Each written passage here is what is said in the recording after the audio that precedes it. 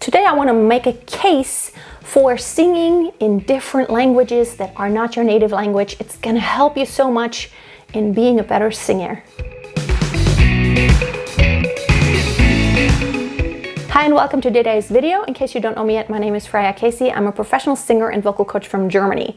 I've sung in many different languages. Of course, I'm a native German, so German, English, Spanish, Italian, French, Latin, a little bit of Swedish, a little bit of Russian. I've sung in many different languages. Now, while I don't speak those languages fluently, only 2 or 3 of them, I have learned that there is a huge, gigantic benefit in studying different languages in singing.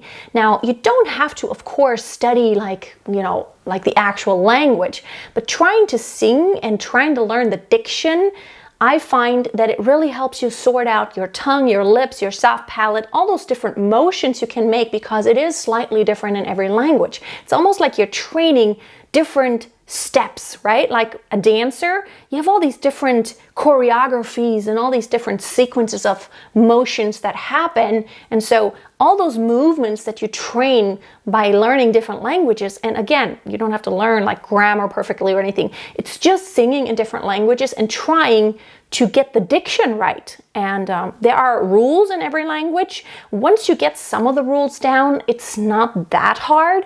If you can try to create all those sounds that are made, like in the German, it's like R instead of R. And in some languages, it's R instead of R. The R is different in different languages.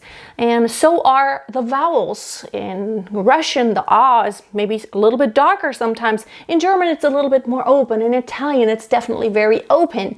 Knowing the differences can help you really understand the nuances in where it's placed. Is it a little bit more front, a little bit more back, a little bit darker, a little bit brighter? Are the lips more front or are they more open? So there's many different shades of every single vowel. You can do an or an oo or an oo.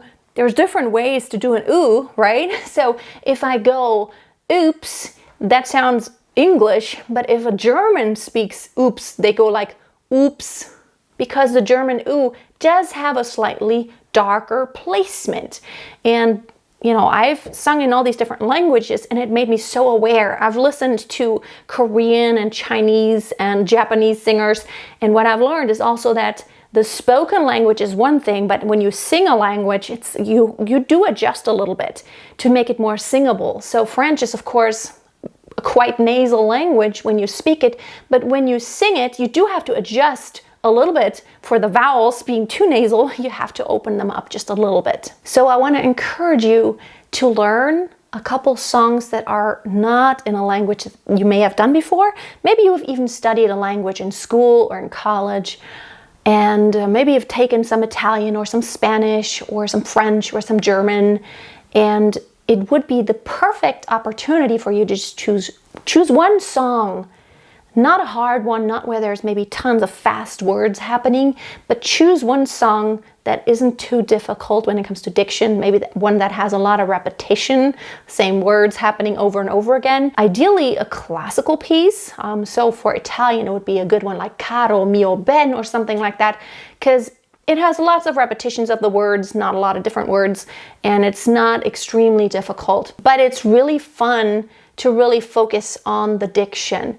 And there are, of course, videos out there about all these different languages and the diction. Let me know in the comments if you would like me to make some videos about German songs, some maybe German classical songs and German rules, like for German diction, because I am a native speaker. But I can tell you one thing, although of course I know German really well, having sung in different languages has made me much better in English, just speaking and enunciation and understanding how to do it better. I listen differently. I hear those nuances in language. So I promise it's going to be fun once you really get one language down just a little bit. It's so fun to sing in a different language. Thanks for watching. I hope to see you next time. Check out all my free resources on my website, masteryourvoice.tv, and check out my podcast. It is free and you can have all these lessons that you're watching just on the go when you're out there and maybe you're going for a run or for a walk or you're working out, you can have me in your ear and you can get your motivation done. So anywhere where you can find podcasts, Spotify, iTunes, etc., you can find my podcast, Freya's Singing Tips. So make sure you check that out also. Until next time, always keep a song in your heart and always keep on singing. Let the sky fall.